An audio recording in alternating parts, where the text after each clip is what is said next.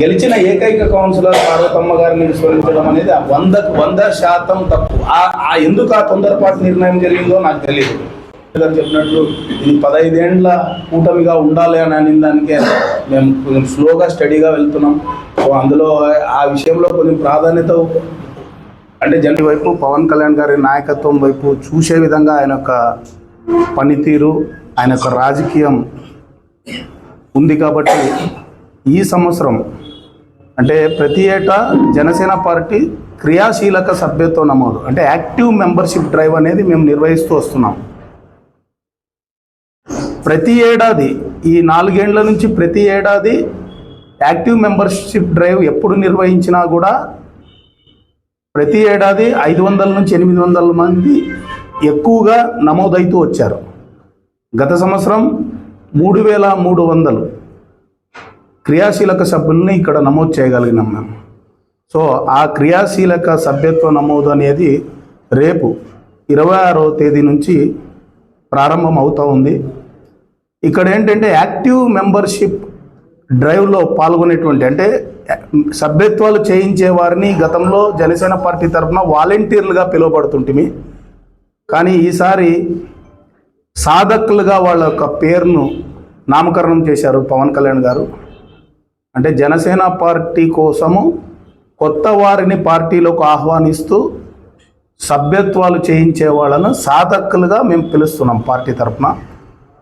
So గతంలో 25 మంది మాత్రమే వాలంటీర్స్ని నియమించేవాళ్ళం అంటే ఈ యొక్క సభ్యత్వ నమోదు కోసం. కానీ ఈసారి ప్రతి నియోజకవర్గంలో 75 నుంచి 100 మంది దాకా ఏ నియోజకవర్గంలో ఎంత అనుకూలత ఉంటే అంతమందిని నియమించి మినిమం 75 మెంబర్స్ సాధకులను నియమించడం జరుగుతూ ఉంది. దీనికి ప్రధాన కారణం ఏంటంటే సభ్యత్వం నమోదు గతంలో మేము చేసినప్పుడు 2024 జూలైలో చేశాము, 25 గ్యాప్ పడింది. సో అప్పుడు చేసినప్పుడు రాష్ట్ర వ్యాప్తంగా 12.5 లక్షల క్రియాశీలక సభ్యత్వాలు చేయగలిగినాం. సో ఇప్పుడున్నటువంటి పరిస్థితుల్లో 30 లక్షల నుంచి 50 లక్షలు వరకు క్రియాశీలక సభ్యుల్ని అంటే చేర్పించాలనేటువంటి ఉద్దేశంతో ప్రతి నియోజకవర్గంలో 75 నుంచి 100 మంది సాధకులను ఈరోజు నియమించడం జరుగుతుంది. అందులో భాగంగానే ఆదోనిలో 88 మంది సాధకులను మేము నియమించడం జరిగింది. సో రేపు అందరికీ లింక్స్ అంటే పార్టీ ఆఫీస్ నుంచి ఆన్లైన్ ద్వారానే ఈ యొక్క సభ్యత్వ నమోదు ఉంటుంది.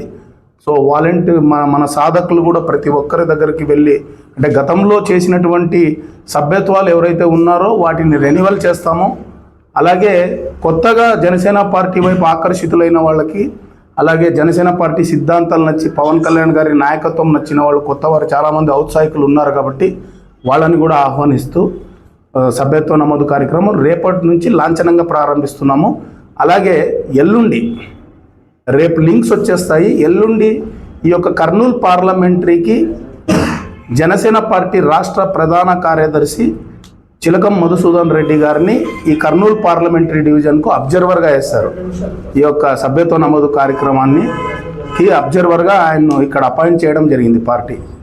సో 27th శుక్రవారం ఇంటర్నేషనల్ ఫంక్షన్ హాల్ నందు ఈ 88 మంది సాధకులు ప్లస్ అలాగే ఒక చిన్న జనసేన పార్టీ మీటింగ్ అరేంజ్ చేసి ఏ రకంగా సభ్యత్వ నమోదు కార్యక్రమం ముందుకు తీసుకొని వెళ్ళాలి, ఏ రకంగా దాన్ని ప్రజల మధ్యకు తీసుకొని వెళ్ళి మ్యాక్సిమంగా సభ్యత్వాలు చేయించగలగాలి అనేటువంటి విషయాన్ని కూడా మధుసూదన్ రెడ్డి గారు అలాగే మన జిల్లా కోఆర్డినేటర్ అయినటువంటి సురేష్ గారు వచ్చి అందరికీ వివరిస్తారు. సో ఆ మీటింగ్ కూడా ఇంటర్నేషనల్ ఫంక్షన్ హాల్ నందు శుక్రవారం అంటే 27th ఫిబ్రవరి శుక్రవారం మధ్యాహ్నం 1 గంటకు ప్రారంభమవుతుంది. సో అక్కడ దాదాపు జనసేన పార్టీ వీర మహిళలు, జనసేన పార్టీకి చెందినటువంటి శ్రేణులందరూ ఆ యొక్క మీటింగ్లో అటెండ్ అవుతారు ఈ 88 మంది సాధకులతో పాటు. సో అది కూడా విజయవంతంగా నిర్వహించాలని దానికి కూడా సన్నాహాలు చేస్తూ ఉన్నాము. సో తప్పకుండా ఆదోని నియోజకవర్గ ప్రజలకు నేను కోరుకునేది ఏంటంటే జనసేన పార్టీ గత వైసీపీ ప్రభుత్వంలో ప్రజల పక్షాన నిలబడి గళమెత్తినటువంటి పార్టీ, మీ అందరి ఆశీస్సులు మీ అందరి అభిమానం పొందుతూ ముందుకు వెళ్ళినటువంటి పార్టీ. ఎక్కడ కూడా అవినీతికి తావు లేకోకుండా, ఎక్కడ కూడా అక్రమాలకు తావు లేకోకుండా ఈరోజు జనసేన పార్టీ ఆదోని నియోజకవర్గంలో ఎలా ముందుకు వెళ్తా ఉందో ప్రజలందరూ గమనిస్తున్నారు. మీ అందరి ఆశీస్సులు మాకు ఉండాలి. తప్పకుండా పవన్ కళ్యాణ్ గారు ఇచ్చేటువంటి ప్రతి మాటని అందుకొని పనిచేసేటువంటి జన సైనికులు వీర మహిళలు ఈరోజు ఆదోని నియోజకవర్గంలో ఉన్నారు. మీకోసం తప్పకుండా నిలబడతాం. సో మీరందరూ ఆశీర్వదించి అభిమానించి అలాగే ఈ యొక్క సభ్యత్వ నమోదు కార్యక్రమంలో మీ వంతుగా సహకారం అందించి తప్పకుండా క్రియాశీలక సభ్యత్వం తీసుకునేటువంటి ఔత్సాహికులు ఎవరైనా ఉంటే కూడా మేము రేపే ఆ యొక్క లిస్టును కూడా మేము సోషల్ మీడియాలో ఎంతమంది సాధకులు ఉన్నారో అందరి ఫోన్ నంబర్లతో సహా మేము తప్పకుండా సోషల్ మీడియా ద్వారా తెలియజేస్తాము. సో తప్పకుండా జనసేన పార్టీని ఆదరించి ఎక్కువ మంది క్రియాశీలక సభ్యులుగా చేరాలని నేను మిమ్మల్ని అందరినీ కోరుకుంటున్నాను. అలాగే ఇంకొక విషయం ఏంటంటే ఈ యొక్క సభ్యత్వ నమోదు మొదటి సభ్యత్వం తీసుకున్నటువంటి మా జనసేన పార్టీ అధ్యక్షులు పవన్ కళ్యాణ్ గారు 2 కోట్ల రూపాయలు విరాళంగా ఇవ్వడం జరిగింది. సో ఆదోని నియోజకవర్గం తరఫున పవన్ కళ్యాణ్ గారికి కూడా, ఎందుకంటే కార్యకర్తల క్షేమం పట్ల సంక్షేమం పట్ల తను ఓడిపోయినప్పటికీ పార్టీ అధికారంలో లేకున్నప్పటికీ ఎక్కువగా ఆలోచించినటువంటి ఏకైక నాయకుడు పవన్ కళ్యాణ్ గారు. గతంలో కూడా 1 కోటి రూపాయలు ప్రతి సంవత్సరం సభ్యత్వ నమోదుకి కార్యకర్తల సంక్షేమానికి విరాళంగా ఇస్తూ వచ్చాడు. కానీ ఈసారి 2 కోట్ల రూపాయలు పవన్ కళ్యాణ్ గారు ప్రకటించడం అంటే చాలా సంతోషించే విషయం.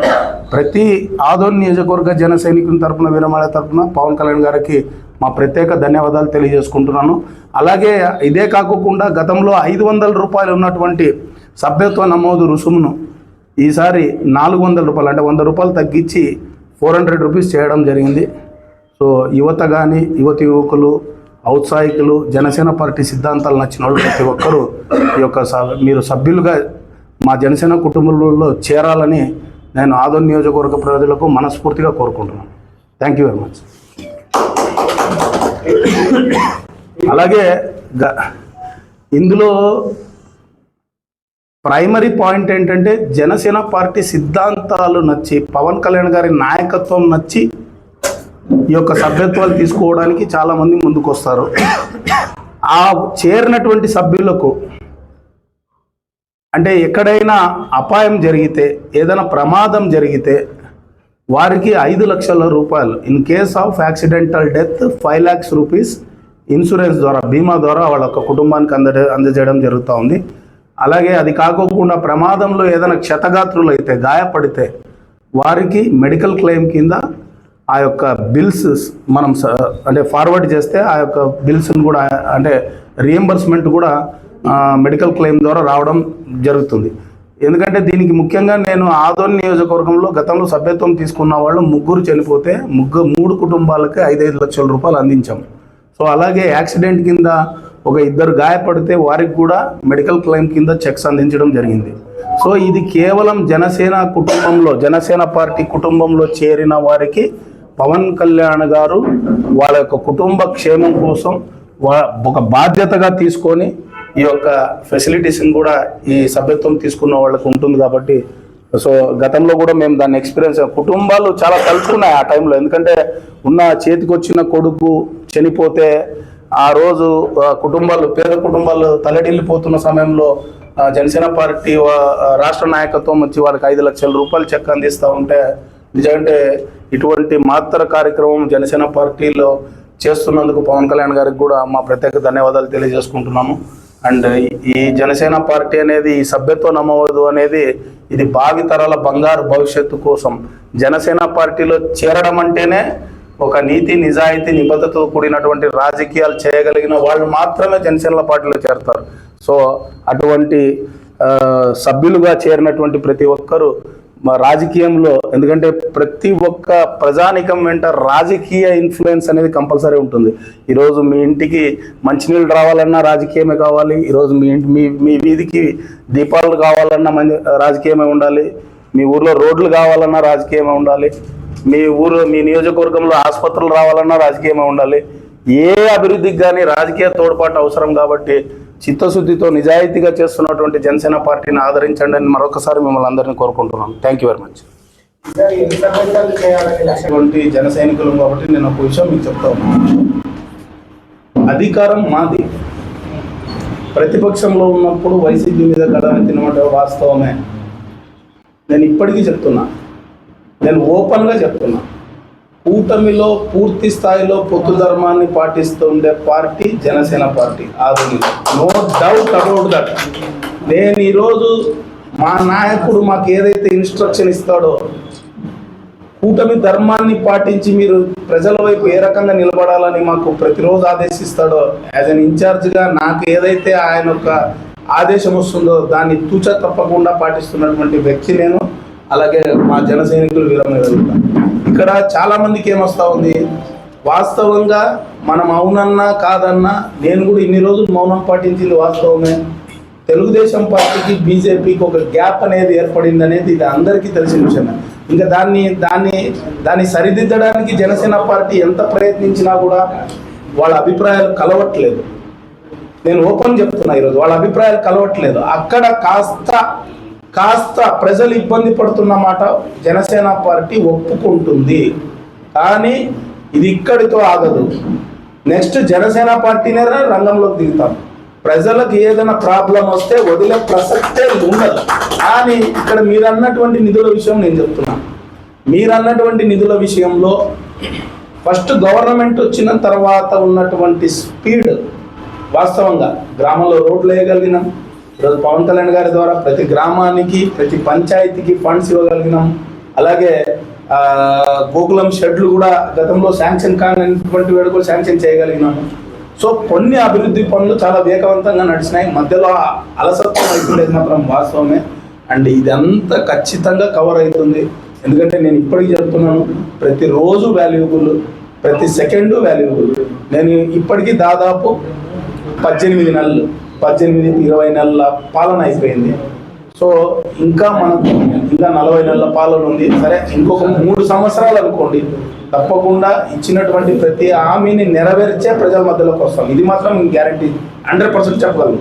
కానీ ఇప్పుడు జనసేన పాత్ర ఏమని మీరు చాలాసార్లు అడుగుతున్నప్పుడు కూడా నేను ఇప్పటికి చెప్తున్నా, అసలు జనసేన పార్టీ ఆదోని నియోజకవర్గ జనసేన పార్టీ గుండె చప్పుడే ఆదోని నియోజకవర్గ ప్రజలు.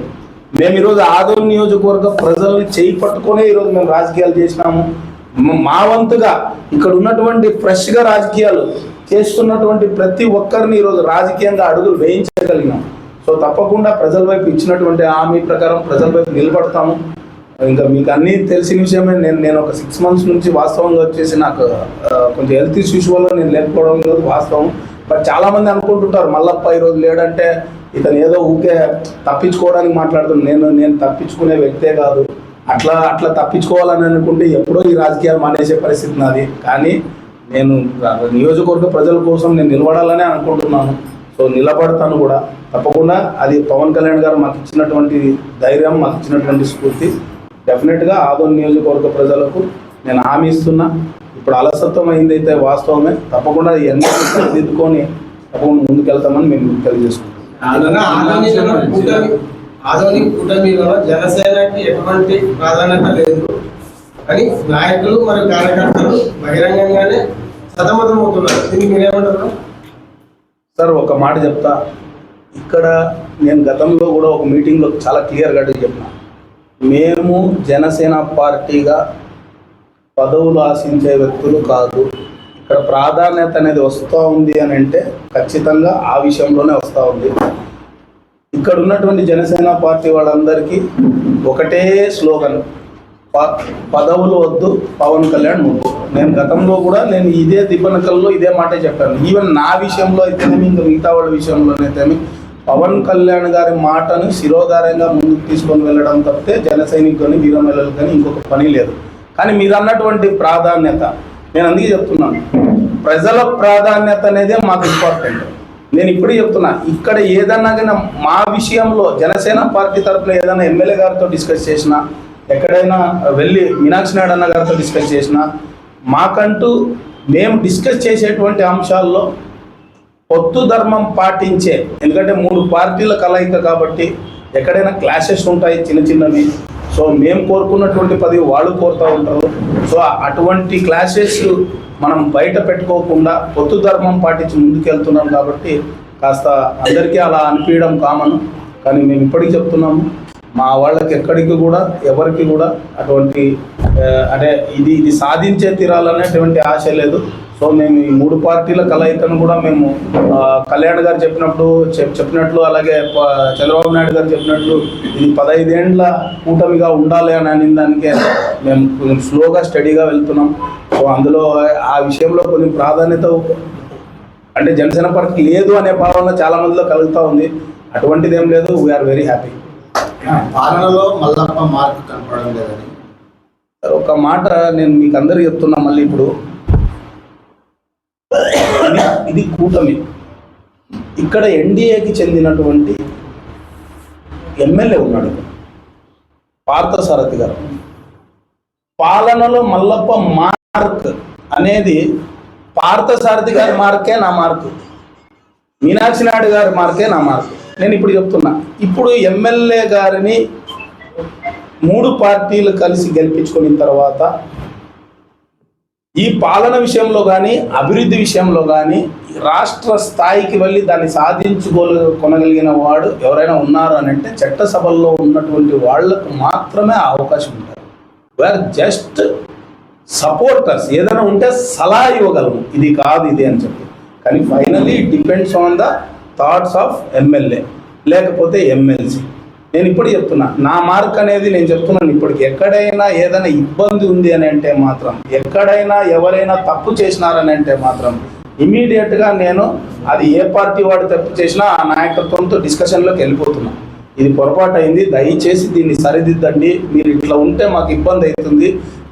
ఎవరైనా తెలుగుదేశం పార్టీ కార్యకర్త తప్పు చేసినా, జనసేన పార్టీ కార్యకర్త తప్పు చేసినా, బీజేపీ పార్టీ కార్యకర్త తప్పు చేసినా అది కూటమికి ఆపాదిస్తున్నారు కాబట్టి సో నేను ఏదైనా ఉన్నాయి అటువంటి విషయంలో మాత్రం ఇమీడియట్ డిస్కషన్లో వెళ్ళిపోతున్నాను. సో ఈ పాలనకు సంబంధించిన మార్కు నా నుంచి ఏం ఎక్స్పెక్ట్ చేస్తున్నారు అనేది నాకు అర్థం కావట్లేదు. కానీ తప్పకుండా ఎమ్మెల్యే గారి ద్వారా ఒక సుస్థిరమైనటువంటి పాలన, ఒక సుస్థిరమైనటువంటి అభివృద్ధి తప్పకుండా మిగతా సమయం ఉంది కాబట్టి తప్పకుండా చేయిస్తామని మాత్రం నేను చెప్తాను. చిన్న ఉదాహరణ అంటే టీడీపీ వాళ్ళు బీజేపీ వాళ్ళు ఉన్నారు, వాళ్ళకి ఏదైనా ప్రమాదం జరిగితే ప్రమాద బీమా కింద వాళ్ళకి చెందిన వాళ్ళకి అంటే బీజేపీ అంటే బీజేపీ అప్లై చేస్తున్నారు, తెలుగుదేశం తెలుగుదేశం. అదే ప్రమాదం మన వాళ్ళు జనసేన వాళ్ళు జరిగితే ఎవరినో ఒకరిని ఆశ్రయించాల్సిన పరిస్థితి వస్తారు. ఎస్, నేను ఇప్పుడు అదే అంటున్నా.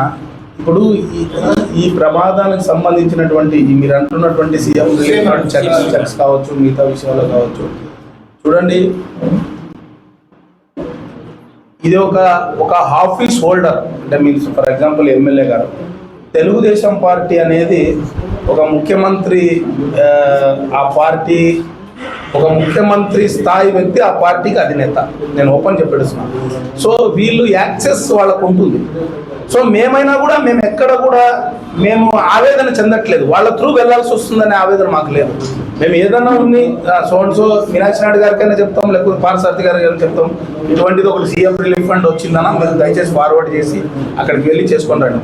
వాళ్ళు ఏదో ఒక పర్సన్ అపాయింట్ చేసి తీసుకొని వస్తున్నారు. వాళ్ళు కూడా ఏమంటే నేను ఈ విషయం కూడా నా కూటమి నాయకులు చెప్పాలనుకుంటున్నాను. యాక్చువల్ పార్థసారథి గారికి కానీ మీనాక్షి నాయుడు కానీ అంటే నా సిన్సియర్ రిక్వెస్ట్ ఏంటంటే ప్లీజ్ ఇంకొకసారి ఏదైనా సీఎం రిలీఫ్ ఫండ్ చెక్స్ ఇచ్చేటప్పుడు దయచేసి 3 పార్టీలు ఒకే వేదిక మీద పంచితే బాగుంటుంది అనేది నాకు విన్నపం. యాక్చువల్గా ఇది మీరు అంటున్న కన్ఫ్యూజన్ అయితే మాకు ఉంది. ఎందుకంటే ఇది కూటమి, ఇది ఏ కార్యక్రమం చేసినా, ప్రజాహితం కార్యక్రమం చేసినా అన్ని పార్టీలు ఉండాలనేది నాకు ఇంటెన్షన్. కాబట్టి మళ్ళీ అన్యత భావించొద్దండి. ఇక ముందు ఏదైనా ఉన్నా కూడా జనసేన పార్టీ వారిని కూడా ఆహ్వానించండి అని ఎమ్మెల్యే గారిని, మీనాక్షి నాయుడు గారిని ఇద్దరిని నేను కోరుకుంటున్నాను. ముస్లిం మైనార్టీ నుంచి ఇదిగా కానీ తునల్ స్కీమ్ కానీ ప్రభాసం డబ్బులు కానీ ఏ విషయం కానీ మల్లప్పన్న గారు ఎందుకు వచ్చి భయ ఇప్పుడు నేను చెప్పడం లేదు అని అంటే నేను వచ్చి స్టేట్మెంట్లు నా ప్రభుత్వం ఉన్నప్పుడు అంటే మా ఎన్డీఏ ప్రభుత్వం ఉన్నప్పుడు ఈ అభివృద్ధి పని జరగట్లేదు అనేటువంటి స్టేట్మెంట్ నేను ఇవ్వలేను. ప్రతిపక్షంగా నేను ఇచ్చింది వాస్తవమే. బట్ మాకు ఇంకా టెన్యూర్ ఉంది. మీరు అంటున్నటువంటి ఈద్గా అంశం కానీ, మీరు అంటున్నటువంటి ఏ విషయం కానీ నేను ఆల్రెడీ దాని మీద పవన్ కళ్యాణ్ గారి నోటీస్కి తీసుకొని వెళ్ళడం జరిగింది. ఇప్పుడు ఎందుకంటే నేను ఏదో వచ్చి ఏదో ఊకదుంటుడు ఉపన్యాసాలు ఇచ్చేసి నేను అది చేస్తాను ఇది చేస్తానని చెప్పలేను. కానీ తప్పకుండా మీరు అంటున్నటువంటి ప్రతి కార్యక్రమం ఈ 3 ఏళ్లలో వీలైతే పార్థసారథి గారిని ముందు పెట్టో మల్లప్ప ద్వారానో మీనాక్షి నాయుడు ద్వారానో తప్పకుండా పూర్తి చేస్తాము. అలాగే ప్రజల సమస్యల వైపు అని అంటున్నారు. ప్రజల సమస్యలు తీర్చడానికి మా ప్రభుత్వంలో అధికారులు పనిచేస్తున్నారు. నేను ప్రజలకు కూడా ఒక ఒక ఒక విన్నపం, నేను అంటే నా తరఫున ఒక రిక్వెస్ట్, ఎక్కడైనా కానీ ఏదైనా సమస్య ఉందని అంటే మీరు తప్పకుండా ఎమ్మెల్యే గారిని సంప్రదించండి. ఒకవేళ అక్కడ పోయినా కాని పక్షంలో తెలుగుదేశం పార్టీ వాళ్ళను లేదా జనసేన పార్టీ దృష్టితో తీసుకొని వస్తే ఆ సమస్యలు తీరుస్తామని కూడా మేము తెలియజేస్తున్నాం. ఎమ్మెల్యే గారు ఎప్పుడు ఫోన్ చేసినా ప్రజలకు ఫోన్ ఎత్తడం లేదు, మళ్ళీ పాలు ఉండడం లేదు, ఎవరు చెప్పుకోవాలి? నేను ఒక మాట చెప్తా, జనసేన పార్టీ వరకు వస్తే నేను ఒక మాట చెప్పగలను. నేను ఉన్నా లేకపోయినా నా సైన్యం ఉంది. నేను ఎక్కడ కూడా మా వాళ్ళు ఏ సమస్య వచ్చినా కూడా ఇప్పటికీ మీరు చూసినటువంటి కొన్ని విషయాలు నేను చెప్తాను. ఇప్పటికీ స్పందన కార్యక్రమం ఏదైనా జరిగితే కంపల్సరీ మా వాళ్ళు ఎక్కడైనా ఏమైనా ఇబ్బందులు ఉన్నాయి, పింఛన్ విషయం కావచ్చు, లేకపోతే ఏదైనా భూములు వివాదం కావచ్చు, ఇటువంటివి ఉన్నాయని అంటే దాదాపు మన వాళ్ళ దగ్గరకు వస్తే వాళ్ళే పిలుచుకొని వెళ్తున్నారు. సో నేనేమంటున్నానంటే సమస్య తీర్చడానికి మల్లప్ప ముందర ఉండే అవసరం లేదు, మల్లప్ప ఊర్లో ఉండే అవసరం లేదు. నాకు ఈరోజు ఆరోగ్య సమస్య ఉంది, నేను ఇక్కడ ఆదోళనలో నాకు చికిత్స దొరకదు కాబట్టి నేను ఇంకో దగ్గరికి పోయి నేను ఆరోగ్యంగా కుదురుపడి రావాల్సి వస్తుంది కాబట్టి నేను ఊర్లో ఉండటం లేదు, వాస్తవమే. కానీ నేను లేకపోయినా కూడా నా సైట్ మొత్తం, నా చూపు మొత్తం ఆదోళన నియోజకవర్గం మీదే ఉంటుంది. సో ఎవరు వచ్చినా ఏ సమస్య తెచ్చినా కూడా జనసేన పార్టీ దాన్ని తీర్చడానికి సిద్ధంగా ఉంటుంది. చివరిగా ఒకటేనా, రానున్న లోకల్ బాడీ ఎలక్షన్లోన గత వైసీపీ ప్రభుత్వం అయితే 95% స్ట్రైక్ చేసిందన్న, మీ కూటమిలోన మీరు అలా 95% స్ట్రైక్ చేయగలరా?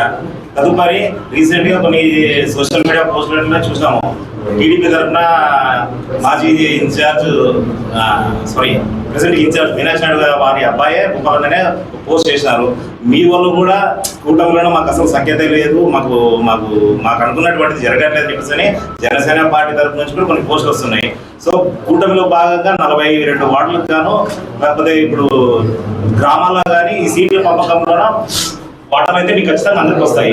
ఒక ఎమ్మెల్యేని గెలిపించినందుకే మా పరిస్థితి ఇట్లా ఉంది. ఇంకా వార్డుల్లోన గ్రామాల్లోన వాళ్ళని గెలిపించుకుంటే కదా మన వీధిలోన మాకు ఇలాంటి వాళ్ళు తోడైపోతుంటారు కదా. దీన్ని కట్టడి చేయాలంటే కదా ఇక్కడ మనం కూటమిలోన ఆదోనిలోన ఆ వర్గాన్ని తొక్కేయాలని చెప్పేసి అంటే వాళ్ళకి వీళ్ళు నలిగిపోతున్నారు కాబట్టి, మీ వాళ్ళు కావచ్చు, టీడీపీ వాళ్ళు కావచ్చు, నలిగిపోతున్నారు కాబట్టి ఇదైతే బహిరంగంగానే సోషల్ మీడియాలో పోస్టులు పెడుతున్నారు. దీనిపైన మీరు ఈ 95% స్ట్రైక్ చేయగలరా? కూటమిలో కలుపుకొని పోతామంటారా? ఇన్ఛార్జ్ సపరేట్ దిగుతారు, మేమంతా ప్లాన్ చేసుకుంటాము, అప్పుడు సెట్ చేసుకుంటామంటారా? నేను ఒక విషయం చెప్తున్నా, భూపాల్ అన్న మొన్న ఏదైతే కామెంట్ ద్వారా తెలిపింది ఏదైతే ఉందో అది 100 అక్షరాల సత్యం. ఎందుకంటే ఈరోజు వైసీపీ మీద భూపాలన్న కామెంట్ మీరు ఎక్కిపోయిస్తారా? 100% ఏకీభవిస్తాను. ఎందుకంటే because I'm also sincere activist. నేను కూడా ఒక పార్టీ జెండా మోసినోడు, వైసీపీ మీద మేము పోరాటం చేసినోడు కాబట్టి 100% ఏకీభవిస్తాను. ఏకీభవించడానికి నేను కారణం కూడా నేను చెప్తున్నా. ఇప్పుడు అన్నా క్యాంటీన్ల విషయంలో దానికి సంబంధించినటువంటి పాలక మండలి ఏదో నియమించే క్రమంలో వైసీపీ నుంచి బీజేపీ పార్టీకి చేరిన వారిని మేమేం కాదనట్లే. ఎందుకంటే పార్టీలు బలోపేతం కావాలి, ఎవరి పార్టీ అజెండా, ఎవరి పార్టీ స్టైల్ వాళ్ళకు ఉంటుంది. ఈరోజు జనసేన పార్టీ వైసీపీ వాళ్ళని ఆహ్వానించట్లేదు అంటే బీజేపీ పార్టీ ఆహ్వానించకూడదు అనేది ఏం లేదు, అది వారి పార్టీ పర్సనల్ అజెండా. సో కానీ ఆ నియామకంలో గెలిచిన ఏకైక కౌన్సిలర్ పార్వతమ్మ గారిని విస్మరించడం అనేది 100% తప్పు. ఎందుకు ఆ తొందరపాటు నిర్ణయం జరిగిందో నాకు తెలియదు. నేను చెప్తున్నాను, నేను ఏదైనా కానీ తెలుగుదేశం పార్టీ కార్యకర్త కానీ, బీజేపీ పార్టీ కార్యకర్త కానీ, జనసేన పార్టీ కార్యకర్తల ఆవేదన తెలిసినోడు నేను. ఎందుకంటే ఆదోని నియోజకవర్గంలో ఏ పార్టీ కార్యకర్తలు ఎంత శ్రమించారో గత 5 ఏళ్లలో, ఈరోజు వైసీపీ పార్టీ మీద యుద్ధం ప్రకటించి ఏ రకంగా అయితే నడుం బిగించి ముందుకెళ్లారో, ఏ పార్టీలో ఈ కూటమికి చెందినటువంటి పార్టీలో ఎవరు ఎంత సాహసం చేశారో వైసీపీని ఎదుర్కొని అనేది ప్రతి ఒక్క కార్యకర్త గురించి నాకు తెలుసు కాబట్టి చెప్తున్నాను. ఆయన సిన్సియర్గా గెలిచినటువంటి, అంటే పోరాడినటువంటి నాయకులు కార్యకర్తలకు అన్యాయం జరిగితే ఎవరికైనా ఆవేదన కలుగుతుంది. సో అటువంటిది ఆయన పోస్ట్ చేయడం జరిగింది. ఆయన కూడా ఎక్కడ కూడా ఆ కామెంట్లో కూడా ఎక్కడ కూడా చాలా పద్ధతిగా, చాలా పొలైట్గానే ఎమ్మెల్యే గారు అని చెప్పి ఆ రోజు ఆ కామెంట్ని కూడా నేను చూశాను. సో ఏకీభవిస్తున్నా, కానీ ఇక ముందు ఆ తప్పులు జరగడానికి ఆస్కారం లేదు. నేను కూడా ఎమ్మెల్యే గారితో మాట్లాడతా ఈ విషయం, ఎందుకంటే ఇప్పటికే చాలా శృతి మించిపోయింది ఇది. ఇటువంటివి ఇక స్థానిక సంస్థల ఎన్నికలు ఇప్పుడు మా బ్రదర్ చెప్పినట్లు స్థానిక సంస్థల ఎన్నికలు వస్తున్నాయి. ఎక్కడ కూడా ప్రజల్లో కూటమి అంటే నమ్మకమే ఉండాలి, కానీ మనం పొద్దున్న లేస్తే కూటమిలో మనము వాదులాడుకుంటా ప్రజలకు ఇంకా మనకేం చేస్తారనేటువంటి భావనను కలిగికూడదు. సో దానికోసమే జనసేన పార్టీ శతవిధాలా ప్రయత్నిస్తూ ఉంది. నేను ఇంకోటి కూడా చెప్తున్నా, మేము కూటమి బాగుండడానికి, ప్రజలు బాగుండడానికి జనసేన పార్టీ ఏ త్యాగాలు చేయడానికైనా సిద్ధం. అండ్ ఫైనల్ ఇంకొక మాట చెప్తా ఉన్నా, మేము తీసుకున్నటువంటి పదవులు మళ్ళీ తిరిగి ఇచ్చేస్తే మళ్ళీ తెలుగుదేశం పార్టీ వారు బీజేపీ వారు బాగుంటారంటే కూడా మేము ఇవ్వడానికి కూడా సిద్ధం. మాకు పదవులు ప్రజలు కావాలా, కూటమి కావాలా, మా నాయకుని యొక్క సిద్ధాంతాలని ప్రజల్లో తీసుకొని వెళ్ళగలగాలి. మా ఇంటెన్షన్ అయితే క్లియర్ ఇంటెన్షన్ అయితే ఇది. మేము ఎక్కడ కూడా ఈ రోజు వరకు ఏదైనా పదవులు వచ్చినా కూడా మేము ఇప్పటిదాకా మాకు ఇన్ని కావాలని అడిగిందే లేదు. ఎందుకంటే పదవులు రాష్ట్ర స్థాయిలో డిసైడ్ అయి వస్తున్నారు, ఇది కూడా వాస్తవమే.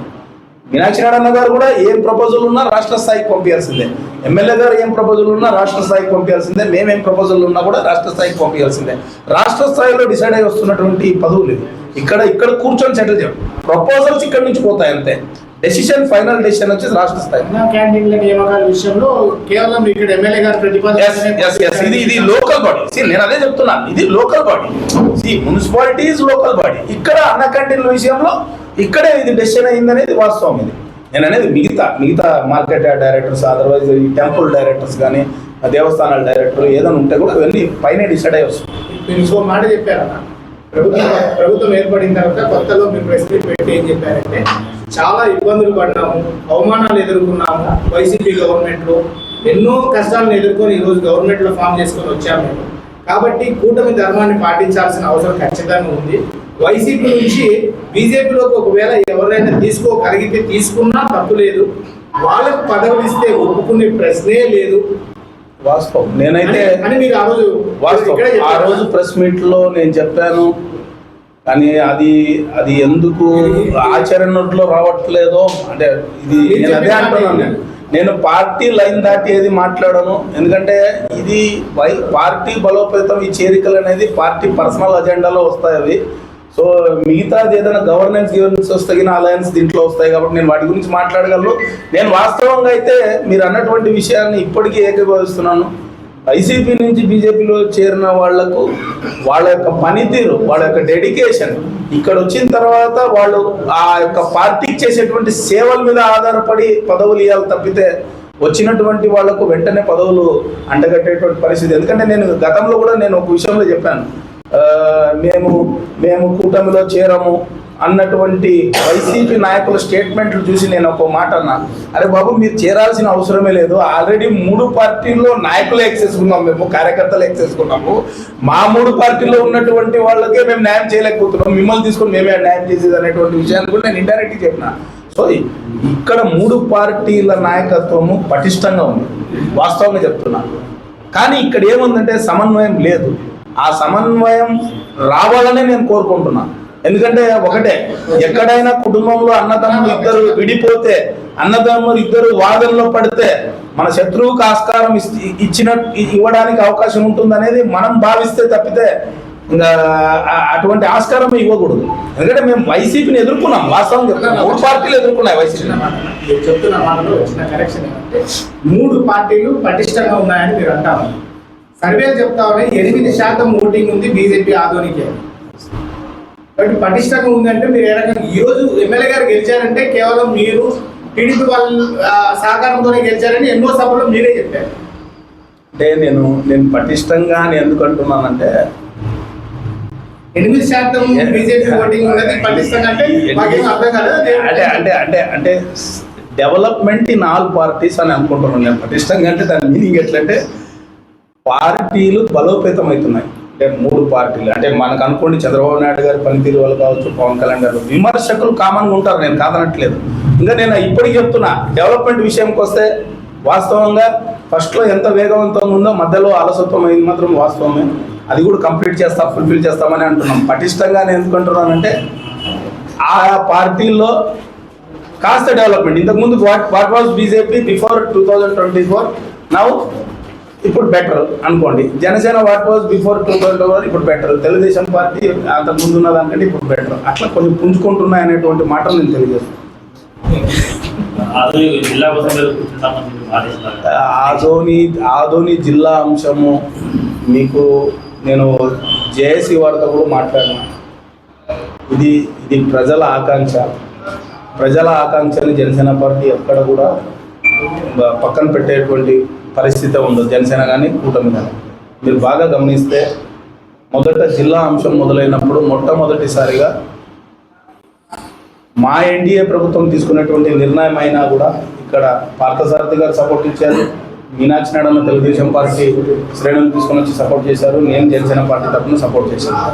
కానీ ఇక్కడ అడ్మినిస్ట్రేటివ్ అండ్ పాలసీ మ్యాటర్లో జేఏసీ వారు వెళ్ళినప్పుడు, వాస్తవంగా జేఏసీ వారు వెళ్ళినప్పుడు అందరి నాయకుల్ని కలిసినారు. అక్కడ జరిగినటువంటి అంశం ఏంటంటే క్లియర్ కట్గా వాళ్లకు ఒక ఇన్స్ట్రక్షన్ వచ్చింది. నియోజకవర్గాల పునర్విభజన తర్వాత తప్పకుండా మేము ఆదోని జిల్లాని ఏర్పాటు చేసే తీరుతాము, అప్పటిదాకా ఆగండి, మాకు సమయం ఇవ్వండి అని చెప్పి కొంతమంది పెద్దలు రాష్ట్ర స్థాయిలో తెలుగుదేశం పార్టీ పెద్దల్ని కలిసినప్పుడు ఈ యొక్క విషయంలో క్లారిటీ ఇవ్వడం జరిగింది. కానీ ఇక్కడ ఏముంది పరిస్థితి, నేను కాదన్నాను, జేఏసీ నాయకత్వం నిజంగా హ్యాట్స్ ఆఫ్. ఎందుకంటే వాళ్ళు ఈరోజు జిల్లా కోసం 100 రోజులు దీక్ష చేసినారు, ఈరోజు జిల్లా కావాలని అని అంటే నిజంగా ఆ శిబిరంలో పాల్గొన్నటువంటి ప్రతి ఒక్కరికి నేను ధన్యవాదాలు తెలియజేసుకుంటాను. కానీ మనం కూడా కొన్నిసార్లు పైన ఉన్నటువంటి ఏం జరిగింది, వాళ్ళు ఏం హామీ ఇవ్వగలిగినారు అనేది మనం కూడా ఆలోచించి దీక్షను విరమింప చేస్తే బాగుంటుంది, ఇంకో స్ట్రాంగ్ ప్రామిస్ తీసుకొని దీక్షను విరమింప చేస్తే బాగుంటుంది అనేది నాకు ఉద్దేశం. ఆల్రెడీ జేఏసీ నాయకులతో కూడా నేను మాట్లాడినా ఈ విషయం మీద. మీరు ఏమన్నా ఉంటే చూడండి అన్న, దయచేసి మీరు అట్లా దీక్ష చేస్తున్నా మాకు బాధ అనిపిస్తూ ఉంది. సో ఎక్కడో ఒక దగ్గర ఒక ఎండ్ అనేది ఉండాలి కదా, సరే ఏదైనా ప్రామిస్ ఇప్పియండి అని అన్నారు. పైన పెద్దలతో మాట్లాడినా, అంటే పార్థసారథి గారితో, ఎమ్మెల్సీ గారితో, మీనాక్షి నాయుడు అన్న గారితో కూడా మాట్లాడదా. ఆ రోజు మాట్లాడినప్పుడు 5th or 6th అనుకున్నాం దీక్షను విరమింపజేద్దామని చెప్పి. అని నేను చెప్పకూడదు, జేఏసీలోనే భిన్నమైన అభిప్రాయాలు ఉన్నాయేమో అనేటువంటి విషయంలో నేను వాళ్ళని తప్పు పట్టట్లే. కొంతమంది ఓకే అన్నారు, మళ్ళీ ఏం జరిగిందో తెలీదు, మళ్ళీ వాళ్ళు ముందుకు రాలేదు. నేను అందుకే సైలెంట్ అయిపోయాను. జిల్లా ఖచ్చితంగా ఏర్పాటు అవుతుందండి, నేను ఇది మాత్రం 100% చెప్తాను. ఎక్కడైనా చూడండి, ఈ జిల్లా ఏర్పాటు విషయం అనేది ఇది ఆశామాషి విషయం కాదు. ఈరోజు నేను ఒకటే అన్నా, 2022లో మేము కానీ ఉద్యమం పెద్ద ఎత్తున చేసిందంటే నేను ఒకటే చెప్తాను, ఆ రోజు 13 జిల్లాలు 26 జిల్లాలు ఏర్పాటు చేసినప్పుడు ఎక్కడ ఒక చిన్న రెఫరెన్స్ లెటర్ కూడా వైసీపీ వాళ్ళు ఇలే. సరే నేను అనొచ్చు ఈరోజు, అరే మీరు ఈ లేదని నేను రాజకీయ పరంగా అంశాలు నేను లేవనెత్తడానికి సిద్ధంగా లేను. కానీ ఇక్కడ వైసీపీ వాళ్ళు కొంతమంది వచ్చి అంటున్నారే మేము రాజీనామాలు చేస్తాం కౌన్సిలర్కి, ఎందుకు మీరు జిల్లా అని. ఈరోజు ఈ ప్రేమను చూపించే వాళ్ళు ఆ రోజు 2022లో అట్లీస్ట్ ఒక సింగల్ లెటర్ జగన్మోహన్ రెడ్డి గారికి దయచేసి జిల్లా ఏర్పాటు చేయండి, నంద్యాల బదులు ఆదోనిని మీరు గుర్తించండి, ఆదోని జిల్లాగా వేయండి అని అంటే ఓకే, మేము కూడా ఒప్పుకుంటాం. కానీ ఆ రోజు మేము జనసేన పార్టీ జిల్లా ఏర్పాటు విషయంలో మేము ఆ రోజు ఆ ఉద్యమంలో పాల్గొన్నాం. కానీ ఇంత ఊవెత్తున ఆ ఉద్యమం లేదు. ఒకవేళ ఉన్నా ఏం జరిగేదో నాకు తెలుసు. ఒక అడుగు బయటికి వేస్తే హౌస్ అరెస్టులు, ఇంత స్వచ్ఛందంగా శిబిరాలు ఏర్పాటు చేయడానికి వాళ్ళ అవకాశం ఇచ్చేవాళ్ళు కాదు. ఇది వాస్తవం. That is YCP, this is NDA. ఇది వైసీపీకి ఎన్డీఏకి ఉన్నటువంటి డిఫరెన్స్. మేము ఈరోజు చెప్తున్నాం, మేమే వెళ్ళి మద్దతు పలుకుతున్నాం, మా గవర్నమెంట్కి అగెనిస్ట్ గా మేమే మాట్లాడుతున్నాం, జిల్లా ఇవ్వండి, మేము లేకపోతే ఆమరణ నిరాహార దీక్ష కూర్చుంటాం, సతీ సమేతంగా కూర్చుంటామని మాటిస్తున్నాం. కానీ అక్కడ నుంచి మాకు క్లారిటీ వచ్చింది. సో మీరు ఇప్పుడు ఇంత పెద్ద మ్యాటర్ని మీరు లేవనెత్తి ఇప్పుడు ఇవ్వండి అంటే కుదరదు. తప్పకుండా పునర్విభజన, నియోజకవర్గాల పునర్విభజన తర్వాత వారికి కూడా తెలియజేశాము, మీరు కూడా వాళ్ళకి నచ్చి చెప్పండి అని అన్నారు. వాళ్ళకి చెప్పాము, ఇంకా వాళ్ళల్లో ఇంకా ఏకాభిప్రాయం రాలేదు. సో అందుకు పెండింగ్.